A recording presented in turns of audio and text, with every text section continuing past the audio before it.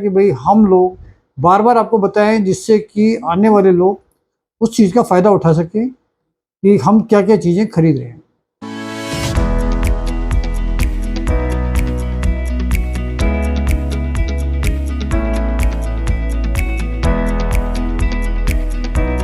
दोस्तों नमस्कार, royal arts and numismatic gallery रंग के यूट्यूब चैनल पर आपका स्वागत है।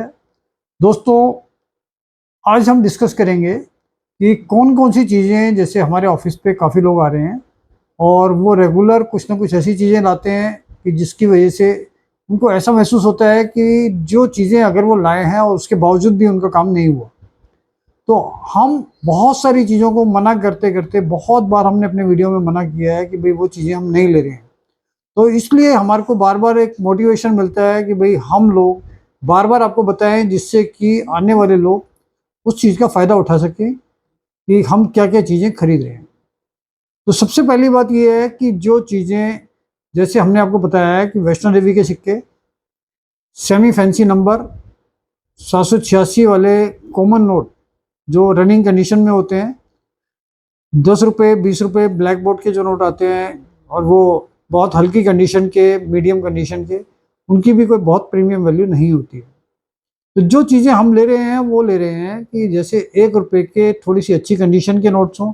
ऐसा ना हो कि वो बिल्कुल बेकार हो, क्योंकि ये शौक के लिए, कलेक्शन के लिए इकट्ठे किए जाते हैं और वो बिल्कुल डल कंडीशन, ख़राब कंडीशन के बहुत सारे नोट ले आते हैं, वो भी हम प्रेफर नहीं कर रहे हैं।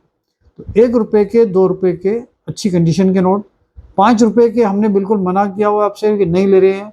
लेकिन फिर भी अगर वो गड्डी के नोट हैं और यूएनसी कंडीशन के हैं या बहुत अच्छी कंडीशन के हैं, तो उसमें थोड़ा बहुत प्रीमियम आप मानकर चलिए कि 5 से 10% का प्रीमियम उस पर आपको मिल सकता है। इससे ज़्यादा प्रीमियम उस पर हम नहीं दे सकते। तो 5 रुपये के भी नोट हम ले रहे हैं, लेकिन कंडीशन या तो यूएनसी हो या बहुत अच्छी कंडीशन हो, तब हम उसको ले सकते हैं।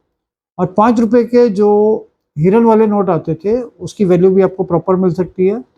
उससे पहले भी कुछ नोट आते थे जिसमें बी रामाराव, एंगर, पीसी भट्टाचार्य, इस टाइप के नोट जो बड़े साइज में होते थे, उनका भी आपको वैल्यू मिल सकती है। इसके साथ साथ 10 रुपये में फाफड़ा नोट जो बड़े साइज के आते थे वो आपके बिक सकते हैं। ब्लैक बोर्ड और तो पिकॉक वाले इशू आते हैं, उसमें अगर आपके पास यूएनसी कंडीशन है और अच्छी कंडीशन है तो वो बिक सकते हैं, लेकिन उसमें भी प्रीमियम बहुत ज़्यादा नहीं है। जैसे 10 रुपये का नोट 12 से 15 रुपये, 20 रुपये, अगर यूएनसी होगा तो 20 से 25 रुपये, 30 रुपये तक भी बिक सकता है। तो इसमें गवर्नर पर भी डिपेंड करता है और ये चीज़ देखनी पड़ेगी कि कौन सा नोट है, कौन सा गवर्नर है, उसके हिसाब से उसकी वैल्यू मिलती है। इसके बाद इसमें 20 रुपये के संसद भवन वाले नोट आते थे एस जगन्नाथन के, वो आपके बिक सकते हैं। उसमें भी वैल्यू कंडीशन के हिसाब से होती है और वो चीज़ें हम परचेज कर रहे हैं। इसमें इसके बाद 50 रुपये का एक नोट आता है बिना झंडे वाला। बिना झंडे वाले नोट लोगों को ऐसा महसूस होता है कि वो बहुत रेयर होते हैं, जबकि ऐसा नहीं है। उसमें आईजी पटेल तो बहुत कॉमन है, सबसे ज़्यादा बड़ी क्वांटिटी में आता है और अगर उसकी कंडीशन है तब उसकी वैल्यू आपको अच्छी मिल सकती है। लेकिन एक कॉमन नोट का उसके अंदर भी बहुत ज़्यादा वैल्यू नहीं है।